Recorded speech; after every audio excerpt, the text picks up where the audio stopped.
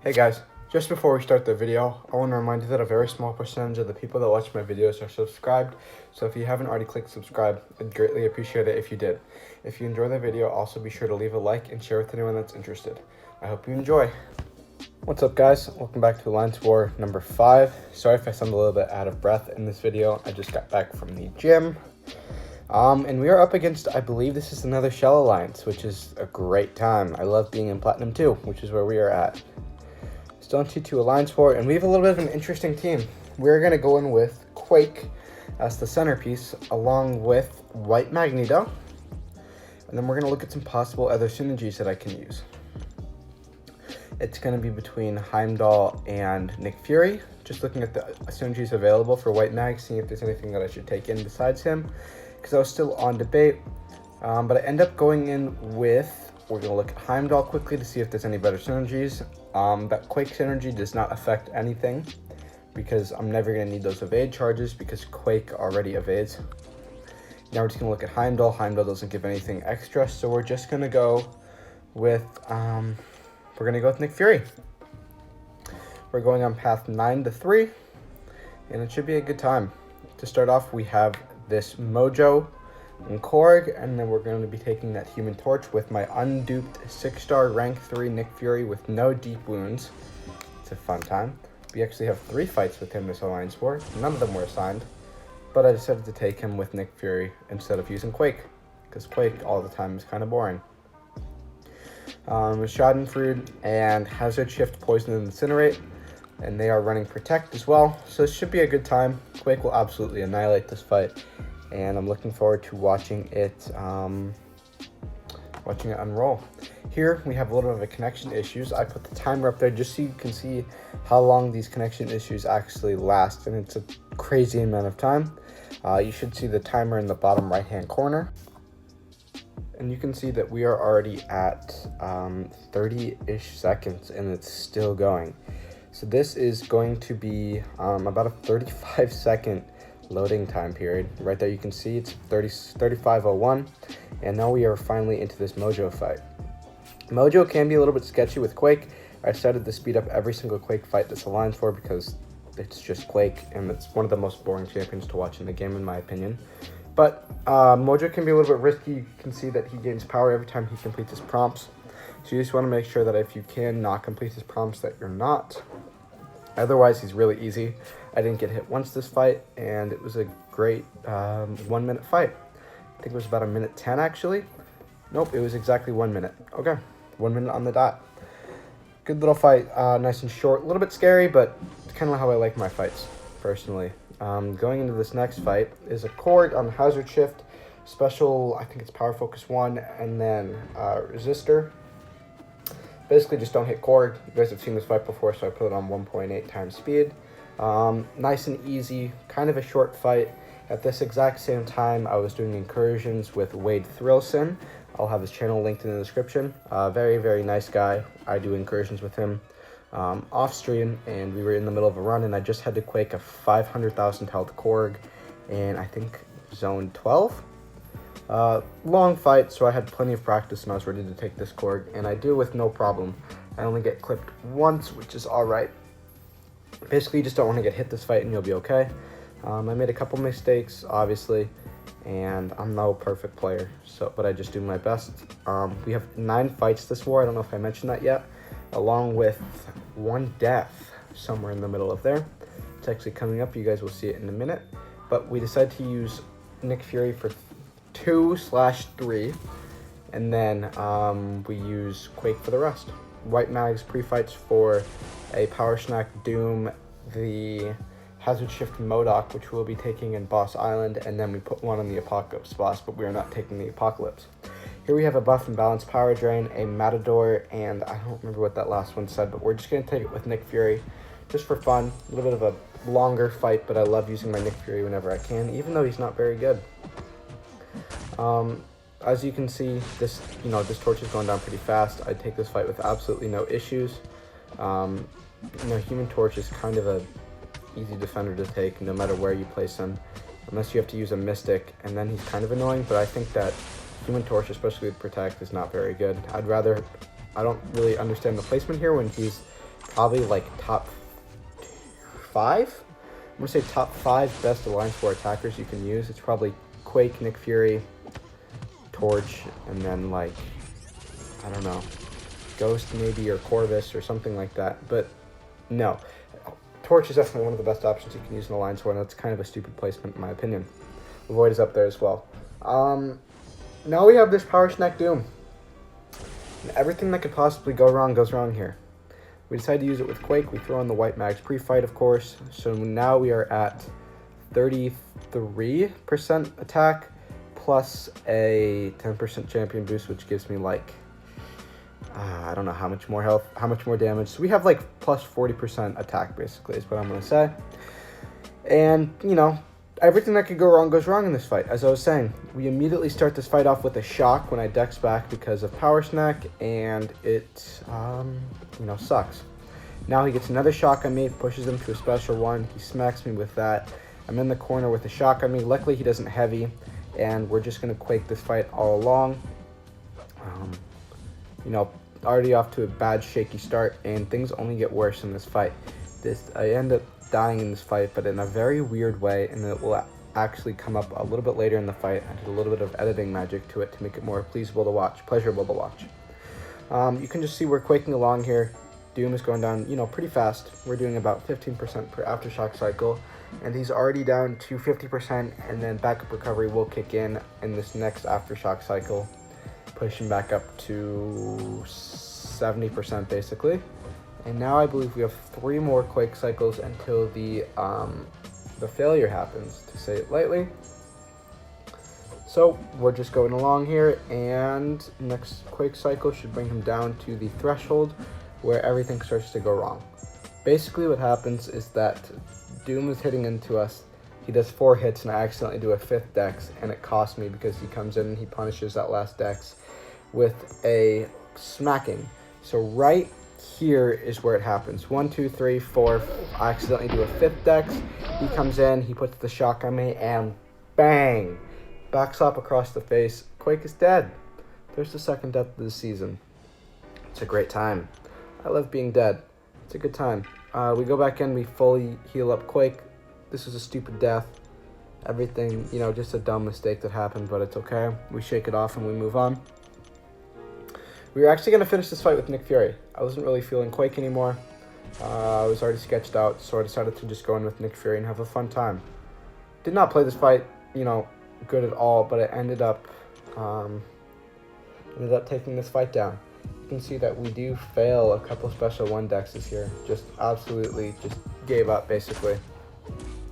But it takes him about a minute and a half, I think, to get this Doom down, which is only 30,000 health because of his super duper high resistances, plus I was really sketched out taking this fight. We are going to fail another special 1 dex right here. Just get smacked in the face, just didn't move, basically. I don't know why. But for some reason, as you guys can see, our tactical charges are staying. I don't know how that's happening, but we do. This is a pretty cool dex, full dex in the corner. Our tactical charges are staying on and they're not dropping off, which is weird because my Nick Fury is unduped. Here we have a nice little full dex of the special 2 on Doom. It's a good time. This special 2 should be enough to finish off Dr. Doom, and it basically is. With this combo, he should be down, and he is. Cool. Dumb death, but we move on. It's okay. Just finished this fight off strong. Now we have the EMP modification Morningstar. I don't remember what the other notes on this fight are, but it's just a Morningstar basically with Quake. It's already a little bit sketched out, and this Morningstar, you know, it's an easy enough fight. It's just basic quaking. Just don't get hit. Don't push you to a bar of power, and you'll be fine. Here you can see we're doing a lot of extra dexes in the corner for some reason. Just stupid mistakes. Sorry if you can hear the blender in the background. That is a fun time. This Morningstar is just about down. She's already at 50%, about 45 seconds in. So it's going to be about a minute 30 fight, which is really all that it takes to get this Morningstar down. The Quake is definitely the queen of Alliance War again, which is pretty cool to see. It's been a while since she was like that, but now that we are at this Colossus, should be easy sailing from here on out until we get to Boss Island. Nick Fury fight, just for fun. So we had actually three Nick Fury finishing fights. You know, good times. Just wanted to double check the nodes, make sure that nothing changed, because we did lose our last war, and I didn't really check the tier that we were in. And I know that Chitinous Thorns, I think, changes to the one where if you dex back or move back, then he puts a bleed on you. Put this fight on 1.8 times speed as well. You guys have seen this fight so many times. This is just a Colossus, honestly. Quake does it like that, as long as you don't mess up. So, you know, obviously full dex Quake, I don't really want to get hit, because then I'll get a bleed on me, and I don't really feel like having to use any other potions in this war. I'm doing really, really good at managing my stash this season, which has always been the biggest problem for me in past Alliance War seasons. I'm constantly maintaining about 10 potions per level 4 and level 3, and I am keeping my boost really active using all of my crystal shard things on the superior solo crystals, which give 10% boosts and attack boosts, and that's been really helpful. And the 20% health is also great as well. I think the biggest thing that could have saved me possibly on that Doom is if I used a health boost, maybe if I threw on a 20% health. I didn't have any invuln, which is okay, but we move up one spot to the Silver Surfer. We wait, we just look at the lines where we're at. We are losing by 3 deaths. Not great. Battle group definitely needs a little bit more work, but as you can see, we are the top of the leaderboard. Now we move on to the Silver Surfer.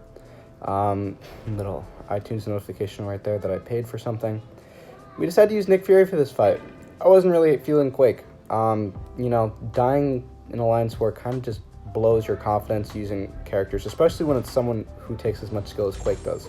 I'm typically pretty good at playing her, but I figured I might as well use Silver Surfer.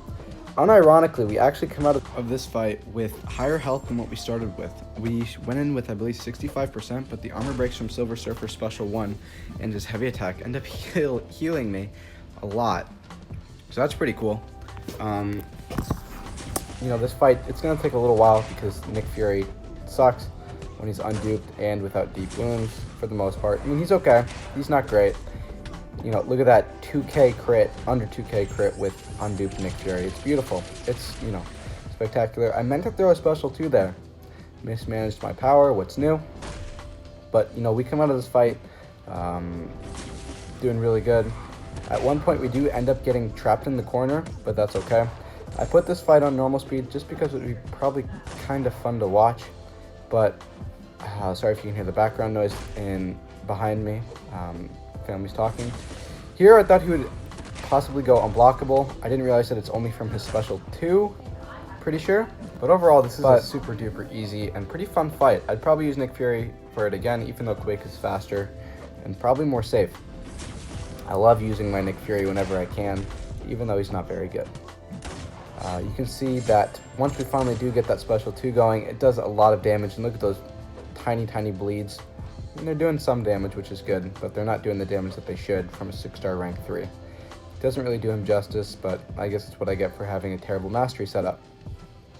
We're almost 2 minutes in, and I get stuck in the corner here trying to bait out his special 1. I didn't really feel like risking it, and he just did not want to throw it. So I decided to just push him to a special 2. I didn't really want to play risky and try to go for the full dex and then end up dying, so I just decided to block the entire thing in the corner, even though I'm very capable of dexing his special 2. Very reliably, just didn't feel like risking another death. Here we go and drop another special 2, and that is basically the end of the fight. Yep, it is in fact the end of the fight. 2.5 minute fight. Was, you know, an enjoyable time. Someone took that Hyperion, and now we are here, and we are going to be taking an Immortal Hulk, which is pretty cool, with Quake, and we are going to be taking that stupid MODOK. That's a good time. I hate fighting that MODOK with all of my heart. We use Quake here. Quaking Immortal Hulk is actually a good time, especially with his AI. He was playing super defensive, which let me get huge aftershock cycles, like 20 or so aftershocks. This was a really good time, and I would definitely love to take this fight again in the future if I can. Quaking anyone on this node is typically a good time. I don't like Quaking Man-Thing here, just because if you mess up and he puts those pustules on you and they explode, that poison can do a lot of damage. I go in for huge boosts here because I know that I'm going to be taking him and then the MODOK. These boosts are mainly only for the MODOK, and I just want to make sure that I don't die, so I throw on an extra little Alliance health potion here. Save the 2 White Mags pre-fights, for one for the MODOK and then one for the Apocalypse boss, which one of my alliance members ended up taking. This Immortal Hulk had really nice playstyle. He was playing super defensive. He rarely hit into me, which was amazing. And when he did, there were typically 5-hit combos, or not like 2-hit back away. You know, not annoying experience. Immortal Hulk and Immortal Abomination are probably two of my favorite fights that I can Quake. I love their animations that they have, and it's super duper pleasuring, or what's the word that I'm looking for? It's super duper, we're going to go with pleasuring to Quake them. You know, this is not a very long fight. There I accidentally parried, but not that big of a deal. I don't think I lost any health. We are about a minute and a half in, and Immortal Hulk is already down to 30% health. So this is going to be a super duper fast fight.